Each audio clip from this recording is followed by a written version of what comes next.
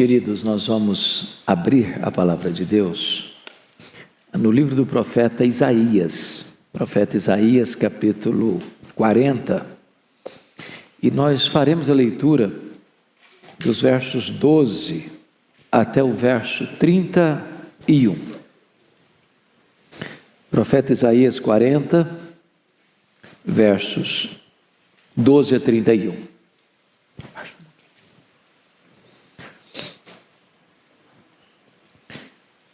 Eu peço que depois da leitura você mantenha a sua Bíblia aberta comigo nesta passagem. Peço só que você perceba um detalhe. O texto todo vai ser regido por perguntas retóricas. Nas próprias perguntas a resposta já está embutida. Então leia com esse entendimento. Ele está tratando da majestade de Deus e ele diz assim: quem na concha de sua mão mediu as águas e tomou a medida dos céus a palmos? Quem recolheu na terça parte de um éfa o pó da terra e pesou os montes em romana e os outeiros em balança de precisão? Quem guiou o Espírito do Senhor? Ou como seu conselheiro o ensinou? Com quem tomou ele conselho para que lhe desse compreensão? Quem o instruiu na vereda do juízo e lhe ensinou sabedoria e lhe mostrou o caminho de entendimento? Eis que as nações são consideradas por ele como um pingo que cai de um balde, ou como um grão de pó na balança. As ilhas são como o pó fino que se levanta. Nem todo o Líbano basta para queimar, nem os seus animais para um holocausto. Todas as nações são perante ele como coisa que não é nada. Ele as considera menos do que nada, como um vácuo. Com quem comparareis a Deus? Ou que coisa semelhante confrontareis com ele? O artífice funde a imagem e o ourives cobre de ouro e cadeias de prata forja para ela. O sacerdote idólatra escolhe madeira que não se corrompe e busca um artífice perito para assentar uma imagem esculpida que não oscile. Acaso não sabeis? Porventura não ouvis? Não vos tem sido anunciado desde o princípio? Ou não atentastes para os fundamentos da terra? Ele é o que está assentado sobre a redondeza da terra, cujos moradores são como gafanhotos. É ele quem estende os céus como cortina e os desenrola como tenda para neles habitar. É ele quem reduz a nada os príncipes e torna em nulidade os juízes da terra. Mal foram plantados e semeados, mal se arraigou na terra o seu tronco, já se secam, quando um sopro passa por eles e uma tempestade os leva como palha. A quem, pois, me comparareis, para que eu lhe seja igual, diz o santo? Levantai ao alto os olhos e vede. Quem criou essas coisas? Aquele que faz sair o seu exército de estrelas, todas bem contadas, as quais ele chama pelo nome, por ser ele grande em força e forte em poder, nem uma só vem a faltar. Por que dizes, pois, ó Jacó, e falas, ó Israel, o meu caminho está encoberto ao Senhor, e o meu direito passa despercebido ao meu Deus? Não sabes? Não ouviste? Que o eterno Deus, o Senhor, o Criador dos fins da terra, nem se cansa, nem se fatiga? Não se pode esquadrinhar o seu entendimento. Faz forte ao cansado e multiplica as forças ao que não tem nenhum vigor. Os jovens se cansam e se fatigam, e os moços de exaustos caem. Mas os que esperam no Senhor renovam as suas forças, sobem com asas como águias, correm e não se cansam, caminham e não se fatigam. Amém. Aleluia. Irmãos amados, eu gostaria hoje de pensar com vocês como nós poderemos ter a nossa força renovada, a nossa esperança revitalizada, a nossa alegria remoçada. O profeta Isaías ele está tratando aqui da majestade de Deus, da grandeza de Deus, da soberania de Deus. E eu não encontro nenhuma razão mais eloquente do que esta para termos uma igreja viva e uma igreja forte. A Bíblia diz que o povo que conhece a Deus é um povo forte e um povo ativo. A W. Tozer, que foi talvez um dos mais importantes escritores do século passado, ele diz que o maior problema da igreja, e ele está falando da igreja do século passado, e nós falamos da igreja de hoje, é que muitas vezes nós passamos a maior parte do tempo olhando para o nosso próprio umbigo, tomando o nosso próprio pulso. Se nós conhecermos a Deus, prosseguirmos em conhecer a Deus, isso é a própria essência da vida eterna. Foi Jesus quem disse: a vida eterna é esta, é conhecer a Deus e conhecer a Jesus Cristo, a quem tu enviaste. Mas quem é o nosso Deus? Quão grande é o nosso Deus? Quão poderoso é o nosso Deus? Quão digno de confiança é o nosso Deus? Quão digno de honra e glória é o nosso Deus? Pois bem, no texto que nós acabamos de ler, ele vai mostrar para nós a grandeza desse Deus. Primeiramente, notem comigo, em relação à própria criação que existe. Notem, por favor, o versículo 12, o que está escrito: quem na concha da sua mão mediu as águas e tomou a medida dos céus a palmos? Quem recolheu na terça parte de um éfa o pó da terra e pesou os montes em romana e os outeiros em balança de precisão? Ele está usando uma linguagem poética, mas ele está usando uma figura para nós incompreensível. Vejam vocês, mediu as águas na concha da sua mão? Se você pensar no Pacífico, no Atlântico, no Índico, no Mediterrâneo, nos mares, nos rios, pensa o que é isso? Tente esvaziar o Atlântico aí com um baldinho, veja quanto tempo você vai levar. É incompreensível para nós entender que ele tomou a medida dos céus a palmos.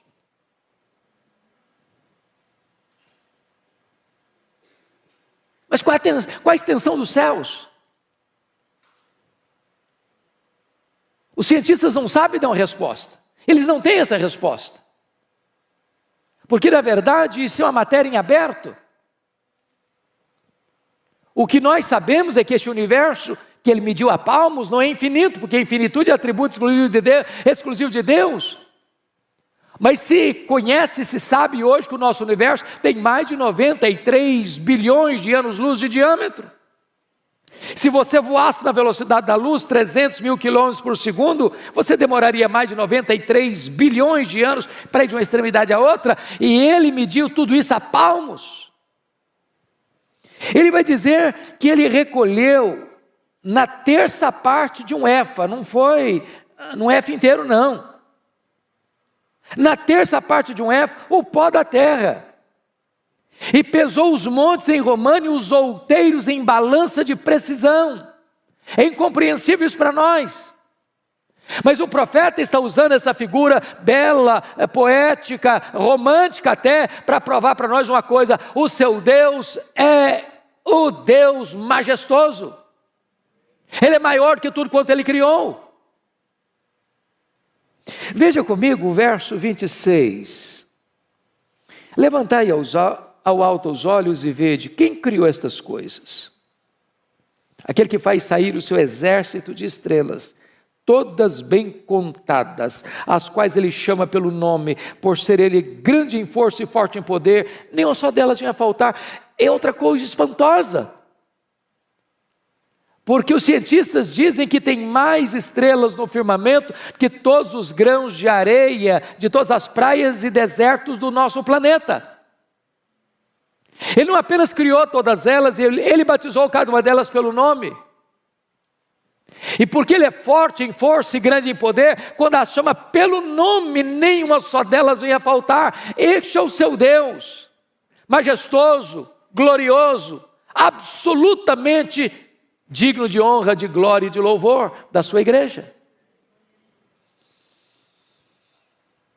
Mas em segundo lugar, veja comigo nos versos 13 e 14, que ele vai mostrar a grandeza do seu Deus em relação ao saber, ao conhecimento.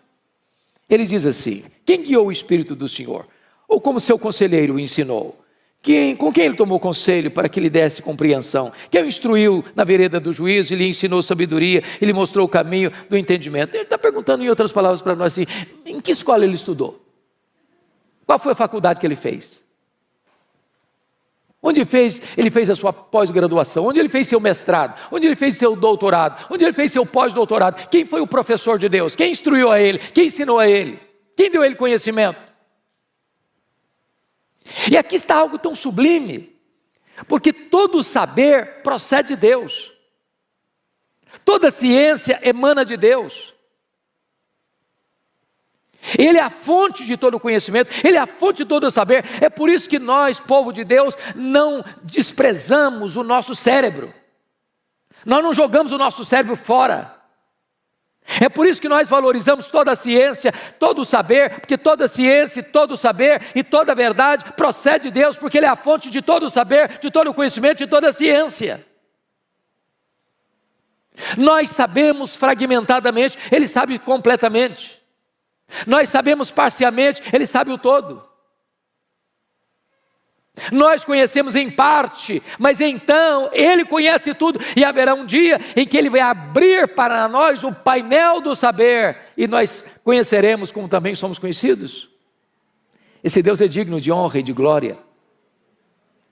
Mas, em terceiro lugar, confira comigo aí os versos 15 a 18, porque vai mostrar a grandeza de Deus, não só em relação à criação, não só em relação ao saber, mas em relação às grandes potências da época, as grandes nações da época. Veja, por favor, versos 15 a 18.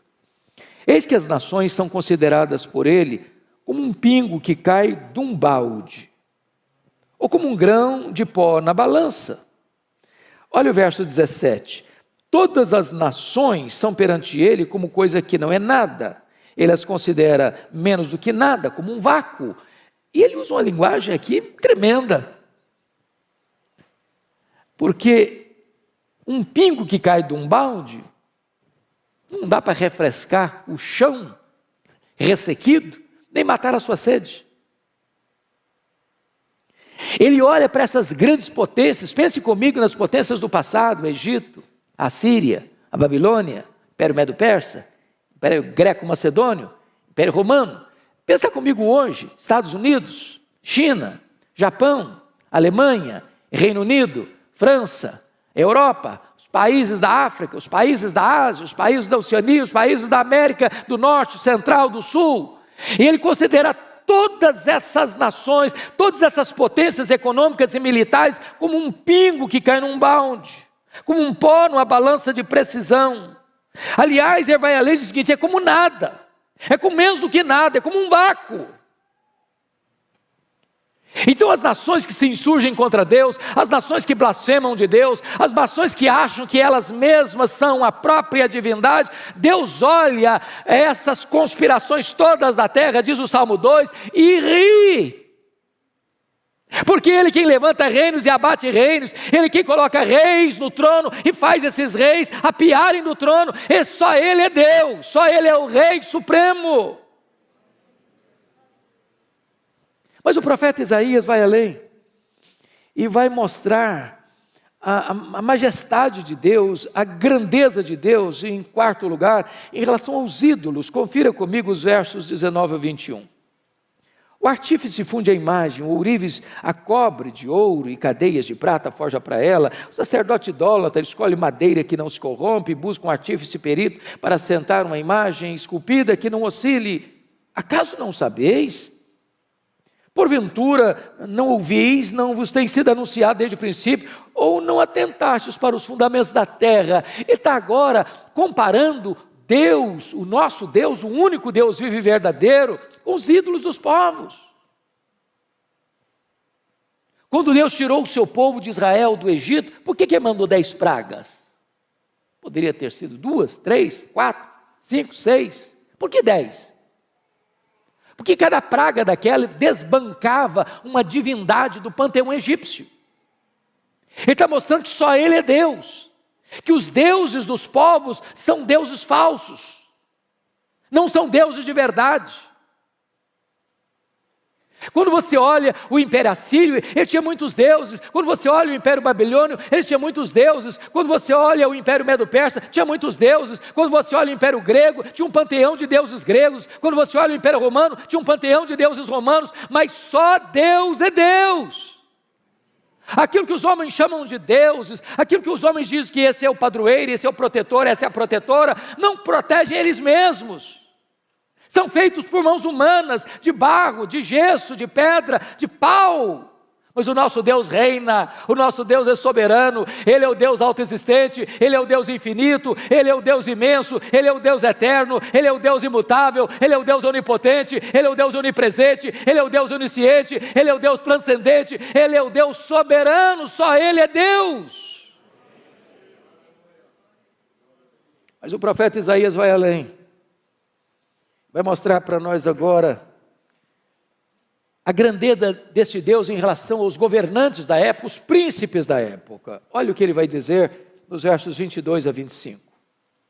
Ele é o que está assentado sobre a redondeza da terra, cujos moradores são como gafanhotos. É Ele quem estende os céus como cortina e os desenrola como tenda para neles habitar. Ele quem reduz a nada os príncipes e torna em nulidade os juízes da terra.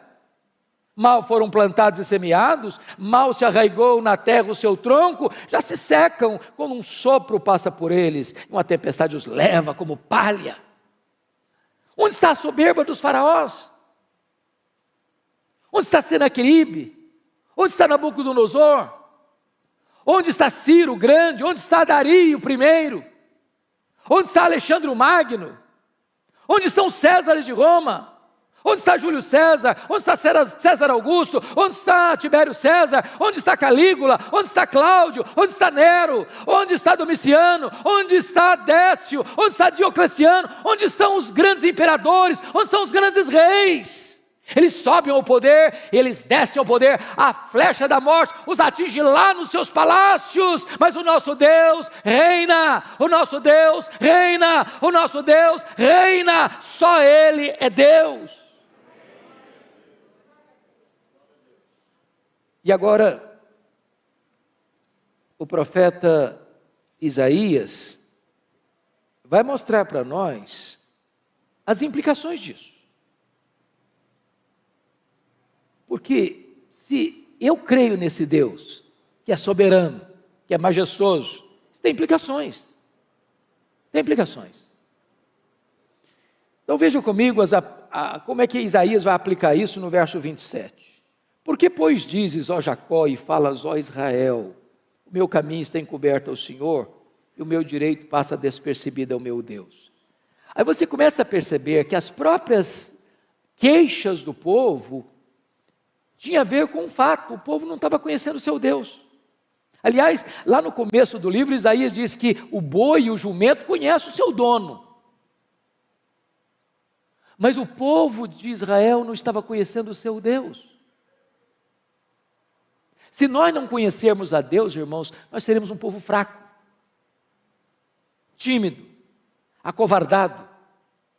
Nos assustaremos com qualquer barulho produzido pelos homens. E aí o profeta pergunta assim: por que dizes, ó Jacó, e falas, ó Israel, o meu caminho está encoberto ao Senhor, o meu direito passa despercebido ao meu Deus? Nota que são duas queixas graves contra Deus. A primeira delas é que Deus não está notando o que está acontecendo. A segunda é que Deus é injusto. Porque se o meu caminho está encoberto ao Senhor, é porque não é onisciente, é porque não sabe, é porque não vê, é porque Ele é limitado. Agora, quando Ele diz aqui que o meu direito passa despercebido ao meu Deus, está dizendo, Deus é injusto, eu mereço e Deus não me dá. Eu estou passando por uma situação que eu não mereço passar. Eu mereço coisa melhor. Eu devia ter coisa melhor. E Deus não está me dando o que eu mereço.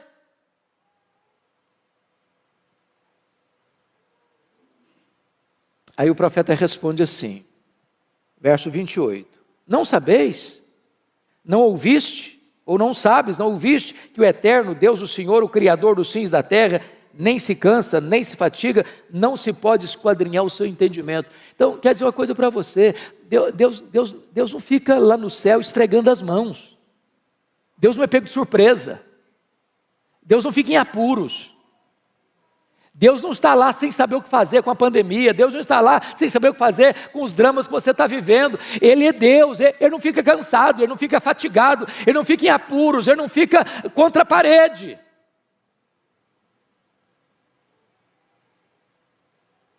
Mas notem uma coisa, não se pode esquadrinhar o seu entendimento. Sabe o que significa isso, irmãos? Tem muita coisa na vida que eu não vou conseguir explicar, pastor Erival não vai conseguir explicar, você não vai conseguir entender, você não vai conseguir explicar. Porque se eu pudesse entender Deus no seu aspecto pleno, eu seria igual a Ele, eu não seria Deus.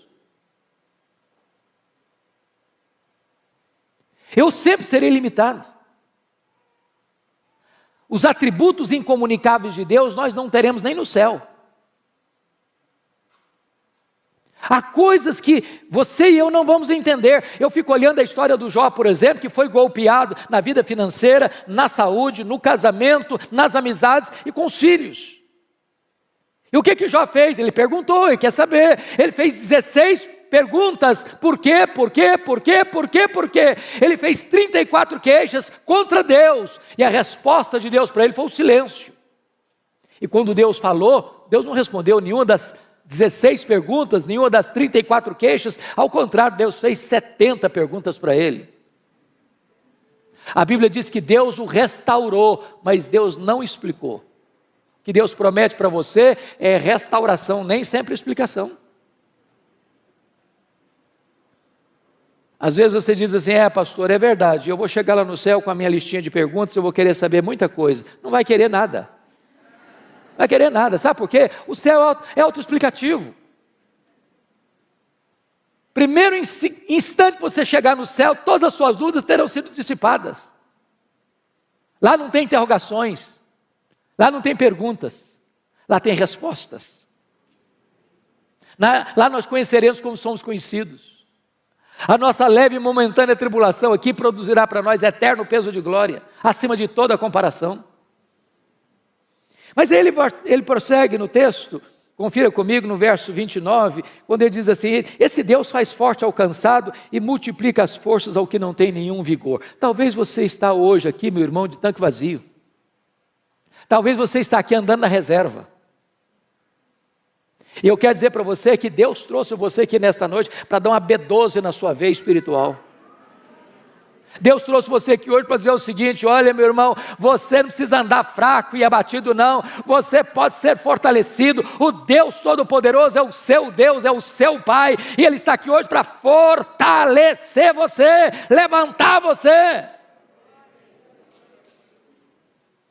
Ele diz no verso 30, confira comigo, os jovens se cansam e se fatigam, e os moços exaustos caem. O que ele está dizendo? Hoje eu assisti o sermão do pastor Ival, das 8 horas, e ele deu uma pincelada nesse assunto aqui. Se você confiar, jovem, na sua força, o jovem tem vigor, ele é forte, ele enfrenta a luta e vai para frente, vai para cima, ele tem força, ele tem vigor. Mas isso é limitado, sabia? Tem muito jovem cansado.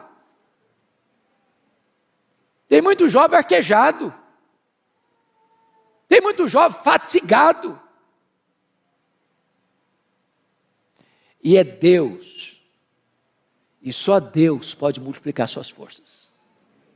Renovar seu ânimo. Dar esperança para você. Por isso o texto no verso 31 diz algo sublime. Mas os que esperam no Senhor, renova suas forças. Não é o forte na sua força, não é o sábio na sua sabedoria, não é o rico na sua riqueza, é os que esperam no Senhor. Não é o trabalho que você tem, não é a empresa que você dirige, não são os negócios que você tem, não é a tradição da sua família, não é os diplomas que você granjeou nos seus estudos acadêmicos, é os que esperam no Senhor. E aí ele faz uma comparação interessante. Os que esperam no Senhor renovam as suas forças, sobem com asas como águias, correm e não se cansam, caminham e não se fatigam. E eu fico sempre curioso quando leio isso aqui, porque eu li alguns livros de oratória, alguns livros de retórica, e quase todas as obras que eu li, se não todas, nesta área, diz que um discurso precisa terminar lá em cima e não lá embaixo. E se você e eu fôssemos o escritor desse versículo aqui, talvez seguindo as leis da retórica, da oratória, nós mudaríamos os verbos. Nós leríamos assim: os que esperam no Senhor caminham e não se fatigam, os que esperam no Senhor correm e não se cansam, os que esperam no Senhor sobem com asas como águia. Não é assim? Corre, anda, corre e voa. Só que o profeta bota não em grau ascendente, mas em grau descendente. Por quê? Muito provavelmente, porque as nossas forças são drenadas, desidratadas. Não é nas poucas vezes que nós voamos, nem nas algumas vezes que nós corremos. Tem muita gente que não consegue correr mais, o joelho não deixa. Me too. Mas às vezes a gente fica estressado, cansado, esgotado. É na dinâmica da vida, do andar. É a rotina da vida. Levar filho para a escola, pegar filho da escola, levantar cedo e ir para o trabalho, voltar do trabalho para casa. Domingo após domingo, vir para a igreja, voltar da igreja para casa. Essa rotina do andar esgota você. E Deus é poderoso hoje aqui para renovar-nos. Enquanto voamos, enquanto corremos, enquanto caminhamos. Mas aqui eu queria aproveitar, amanhã é feriado, Marival vai me dar um desconto. E eu queria olhar por que ele compara com a águia. Os que esperam no Senhor renovam as suas forças como águia, sobem com asas como águia. Por que ele está usando a figura da águia? Por que ele está nos trazendo esse tipo da águia? Primeiro, porque no mundo inteiro, irmãos, a águia é símbolo de otimismo, de força, de garra. E eu queria falar para você que se você espera no Senhor, você precisa ter um otimismo indestrutível. Crente não pode ser desanimado, crente não pode ser pessimista, crente não pode ficar puxando para trás. Crente não pode ficar olhando a vida de óculos escuros. Nós somos como a águia. Há pouco tempo, quer dizer, não, pouco tempo relativo, alguns anos, entrou no meu gabinete uma mulher chorando muito. E quando ela acalmou, eu disse: filho, o que está acontecendo? Ela disse: pastor, eu estava saindo de casa para vir para cá, e a minha vizinha pulou do 10º andar do apartamento dela, do prédio dela, se esborrachou no asfalto. E eu perguntei: mas que conexão tem isso com a sua vinda aqui? Ela me disse: é porque eu estou querendo fazer a mesma coisa, mas não tenho coragem. Eu falei: mas por que você quer se matar? Ela me respondeu: porque eu sou um problema. Eu perguntei: mas por que você acha que você é um problema? Porque o meu pai sempre me disse que eu era um problema. Aí eu saí de casa para me casar com o primeiro pretendente. E o que aconteceu? Meu marido dizia as mesmas palavras do meu pai: você é um problema. Pastor, eu sou um problema. Falei: mas o que você fez? Falei: eu me divorciei dele, me casei de novo. Falei: o que aconteceu? O segundo marido dizia que eu era um problema. Falei: e daí? Falei: eu me divorciei dele, casei a terceira vez. Falei: o que está acontecendo? O meu terceiro marido me disse que eu sou um problema. Pastor, eu sou um problema, eu não mereço mais viver, eu não posso mais viver, eu quero me matar. Eu senti compaixão por aquela mulher e disse para ela 3 coisas. Ela é uma mulher cristã, membro de uma igreja evangélica. Eu disse: filha, 3 coisas eu preciso lhe dizer. Primeiro, você não é o que as pessoas dizem que você é. Segundo, você não é o que você pensa que você é. Terceiro, você é quem Deus diz que você é. Quem você é? Você foi criado à imagem e semelhança de Deus. Você é amada por Deus. Deus amou você e deu o seu filho para morrer em seu lugar. Você é a menina dos olhos de Deus. Nunca olhe para você e despreze você, porque quando você despreza o projeto, você está desprezando o projetista. Valorize, porque você tem valor em Cristo. Em Cristo você é precioso, você é preciosa. Então lute pela sua vida, em vez de desistir dela. Mas ainda, irmãos, em segundo lugar, se nós somos como a águia, isso nos ensina uma segunda lição, o princípio da piedade progressiva. Diz os estudiosos que a águia sempre gosta de voar alto, alto, alto, sempre um pouquinho mais alto. O que significa isso se somos como a águia? Significa que o crente não pode ficar de altos e baixos, de avanços e recuos, em zigue-zagues na vida. Temos que voar alto, viver altaneiramente, pensar nas coisas lá do alto. Nós somos cidadãos dos céus. Aqui nós estamos como peregrinos e forasteiros. Aqui não temos casa permanente. Aqui não está o nosso lar permanente. Aqui não está a nossa pátria permanente. Nós somos testemunhas aqui, mas estamos a caminho da glória. Há uma outra ave que não consegue voar bem, sabia? Os voos são curtos, são baixos e desastrosos. É o pelicano. Mas sabe por que o pelicano não sabe voar alto, não consegue voar alto? É porque tem um papo muito grande.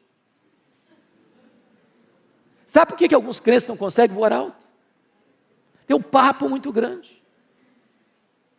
Gente ensimesmada, gente narcisista, gente egoísta, gente que se sente um gigante quando não passa de um pigmeu. Mas a águia nos ensina uma outra coisa impressionante, é o princípio da dependência de Deus, total. Se você já viu uma fotografia, ou já viu uma águia de perto, ou uma fotografia bem feita, ou um desenho bem feito, você vai perceber que a águia tem as asas enormes, aparentemente desproporcionais ao tamanho do corpo. E por quê? Certamente não foi um cochilo do Criador, não foi um erro anatômico de Deus. A águia tem as asas tão grandes, sabe por quê? Porque ela faz voos muito altos e muito longos. Então a águia não fica ruflando as suas asas como um beija-flor. Ela chega lá nas alturas, aplana as asas e deixa que o vento a carregue. Se nós quisermos vitória na nossa vida espiritual, não é na força do braço, não é na força do nosso conhecimento, não é na autoconfiança. A Bíblia diz: não é por força, não é por poder, é pelo meu Espírito, diz o Senhor dos Exércitos. A Bíblia nos fala da plenitude do Espírito Santo. Nós temos que ser levados pelo vento do Espírito, para termos uma vida sublime, altaneira, para a glória de Deus.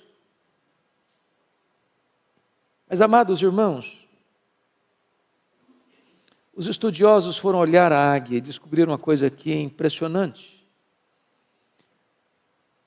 A águia tem a capacidade lá nas alturas, a 1000 metros, olhar lá embaixo e ter clareza do alvo. E ela faz um voo como uma flecha para atingir o seu alvo. Quando foram pesquisar sobre isso, descobriram que nós temos na nossa retina um dispositivo chamado de fóvea, que nos dá a capacidade de olhar um quadro geral e nos concentrar num quadro específico. Como se eu estivesse olhando para o Arival, pastor Arival, mas não perdendo de vista o auditório. A capacidade que eu tenho de tirar um close do rosto dele sem perder vocês, é que eu tenho na minha retina esse dispositivo chamado fóvea. A águia, os estudiosos descobriram, ela tem 3 fóveas. Ela ao mesmo tempo consegue enxergar um alvo acima, na frente e embaixo. Mas se nós somos com a águia, o que significa isso? Nós temos que ter visão para cima, para o alto, para Deus. Tem gente, irmãos, que é cientista, pós-doutorado em algumas áreas do saber humano e não enxerga um palmo acima da cabeça. Tem um mínimo de discernimento espiritual. Tem gente que se tornou crente, muita gente se tornou crente e ficou uma pessoa assim alienada.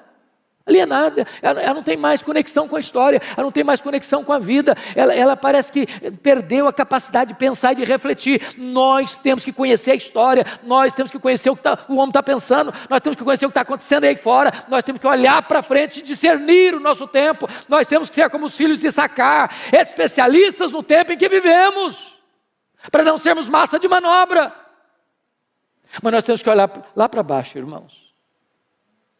Eu estou chegando hoje de Guiné-Bissau, estava compartilhando com o pastor a dor do meu coração.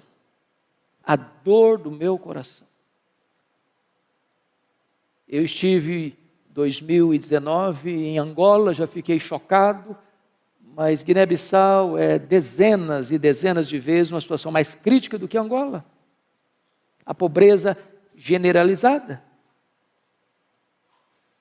A expectativa da população é ter um prato de comida por dia.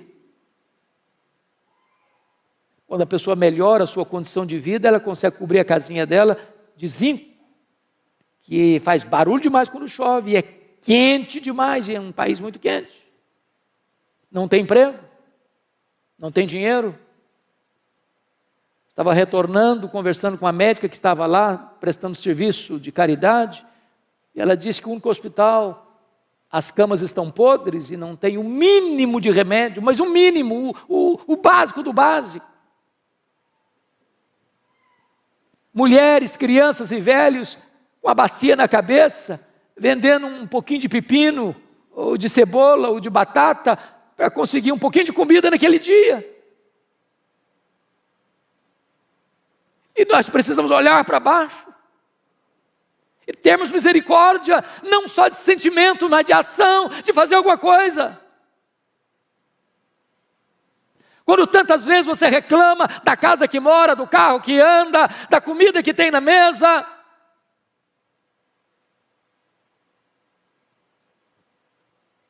Mas ainda, irmãos, me permita 2 coisas para encerrar. Lá no Salmo 103, versículo 5, a Bíblia diz que Deus renova a nossa mocidade como a da águia. Isso é impressionante para mim. Porque se Deus renova a minha mocidade como Deus renova a mocidade da águia, eu tenho que saber como é que Deus renova a mocidade da águia. E a águia tem uma capacidade de superação incrível. Porque quando ela percebe que ela está com as suas penas enferrujadas, com o seu bico enferrujado, com as suas garras impotentes, ela faz algumas coisas interessantíssimas. Ela se isola, ela fecha a sua agenda, ela para a sua atividade, e ela vai lá para o alto de um penhasco e fica lá, sozinha. Tem hora, amado irmão, que nós precisamos dar uma parada, para saber por que eu estou fazendo o que eu estou fazendo. Não tem nada mais perigoso do que o ativismo, sem reflexão. Deus não nos chamou prioritariamente para fazer a sua obra, Deus nos chamou prioritariamente para andarmos com Deus da obra. Tem hora que é preciso fazer um retiro, não na direção de uma coletividade, mas da solidão, talvez da solidão do seu quarto. A águia, ela mesma tira as suas penas enferrujadas. Talvez é hora de você tirar algumas penas enferrujadas. O pastor já explicou dos pecados. Alguns pecados, alguns hábitos, alguns vícios, algumas manias, algumas idiosincrasias. Que se grudaram, que viraram hábito, que viraram vício. Que é preciso tirar. Vai doer, vai sangrar, mas enfrente isso, se você quer ser restaurado por Deus. A águia amola o bico na pedra para tirar aquela ferrugem. Irmãos amados, se nós queremos restauração de Deus, nós precisamos afiar o bico, sabia? Tem muito crente entrando em brigas feias, nos bastidores da internet. Brigas horríveis, falam mal uns dos outros, criando contenda uns com os outros. Está na hora de parar com isso, não perder tempo com isso, para ler um pouco mais a nossa Bíblia, orar um pouco mais, buscar mais a Deus, consagrar-nos mais, usar melhor o nosso tempo. A águia bate com as garras na pedra, para que aquelas garras frágeis caiam e possam surgir novas garras fortes. Nós precisamos de armas, não enferrujadas, mas poderosas em Deus, para destruir fortalezas e anular sofismas.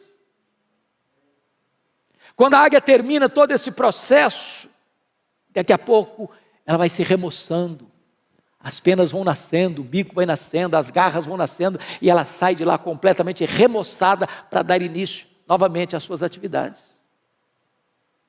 Mas eu quero concluir, porque está escrito lá em Jó, talvez você pudesse conferir comigo, Jó capítulo 39, e esse é um dos textos mais incríveis da Bíblia, versículo 27 e 28, está escrito assim em Jó 39, 27 e 28. Ou é pelo teu mandado que se remonta a águia e faz alto o seu ninho, habita no penhasco onde faz a sua morada, sobre o cume do penhasco, em lugar seguro. Olha que lição, se nós somos como a águia. A águia coloca o ninho dos seus filhos no alto dos penhascos, longe dos predadores. Meus irmãos, se existe uma geração que tem predador de criança, é a nossa geração.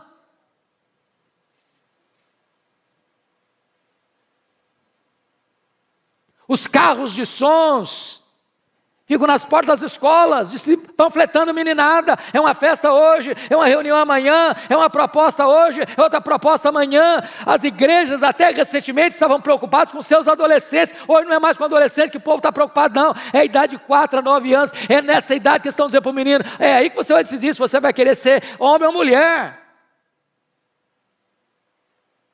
Estão querendo destruir a nossa geração de crianças. E nós, pais, precisamos colocar o ninho dos nossos filhos no lugar alto, longe dos predadores.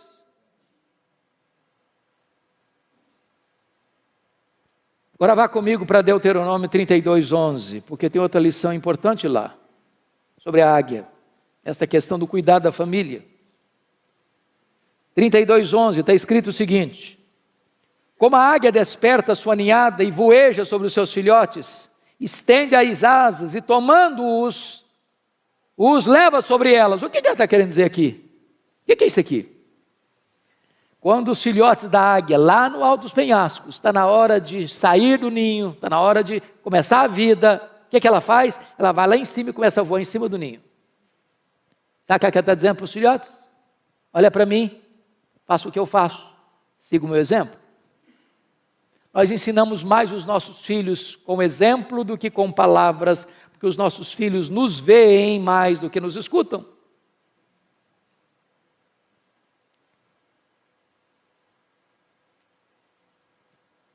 Mas talvez você pergunte, pastor, eu sou um pai exemplar, eu sou uma mãe exemplar e eu estou tendo problema em casa. Eu admito isso. Às vezes a gente tem que pegar mais leve com alguns pais. Porque eu vejo um Samuel tendo filhos complicados. Eu vejo um Davi tendo filhos complicados. Eu vejo um rei Ezequias tendo um filho muito complicado. Mas o que a águia faz quando os filhos não querem seguir o exemplo? Ela vai lá no ninho, tira o capim macio, deixa só os espetos. Tem hora que a única linguagem que os filhos vão entender é a linguagem da disciplina. Por favor, não entenda que eu estou falando de espancar filho, de agredir filho, de achatar a autoestima do filho, não é isso que eu estou falando. Mas todo filho, toda filha precisa de disciplina. Disciplina é um ato responsável de amor.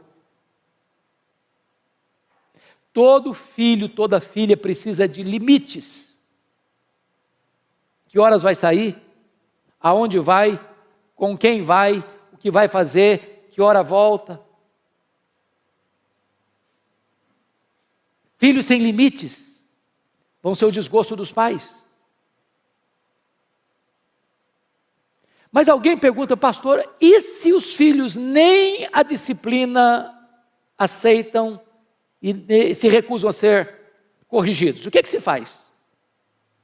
A águia toma uma atitude radical. Ela arranca o filho do ninho e joga no espaço. Filhote que nunca voou, não sabe voar, vai dando cambalhotas. E ela deixa, até fazer o que ela faz aqui. Estende as asas, tomando-os, os leva sobre ela. E ela faz isso uma, faz isso duas, faz isso 5, faz isso 10 vezes, até que o filhote aprende a voar sozinho. A lei da águia é esta: meu filho precisa ser meu discípulo. Eu não desisto dos meus filhos. Eu não abro mão dos meus filhos. Aqui está um princípio espiritual. Não abra mão dos seus filhos. Não desista de seus filhos. Você não gerou filho para a morte, você não gerou filho para o cativeiro, você não gerou filho para povoar o inferno. Seus filhos são herança de Deus. Lute por eles, chore por eles, ore por eles, jejue por eles, não desista deles. Mas eu encerro aqui, contando para vocês um fato que marcou minha vida, quando li essa história, há muitos anos. Aconteceu no Rio de Janeiro. Uma escola militar, de orientação militar, filho de um militar. Esse menino chamava Netinho. E um dia a professora do Netinho, ele era um pré-adolescente, foi abordado pela sua professora, porque a professora entendeu que ele estava colando na prova. Tomou a prova dele, deu 0, chamou os pais e expôs a situação diante do menino. Os pais ficaram muito aborrecidos com o filho, o menino muito envergonhado. Na volta para casa, o Netinho disse: papai e mamãe, eu posso explicar o que aconteceu? Os pais disseram: não, nós estamos com vergonha do que você nos fez passar, você não tem o direito de falar conosco. E o menino murchou, encolheu, rendido a uma grande tristeza. Passou uma semana: papai e mamãe, posso falar com vocês? Não, você não tem o direito de falar conosco. E o menino se entregou a uma profunda tristeza. Depois de uns 15 dias, o menino muito triste, sem poder falar com os pais, o pai pegou a mãe, foram ao supermercado fazer compra, deixou o revólver, ele era militar, em cima da geladeira. Netinho pegou um papel, pegou uma caneta, começou a escrever uma carta. Diz: papai e mamãe, me perdoem, mas eu não suportei a dor de não poder olhar nos olhos de vocês e falar com vocês. Falar que eu fui inocente. A minha professora se equivocou. Mas eu não tive o direito de me defender, nem mesmo com vocês. Eu não aguentei essa dor, me perdoem. Pegou o revólver do pai, deu um tiro na cabeça.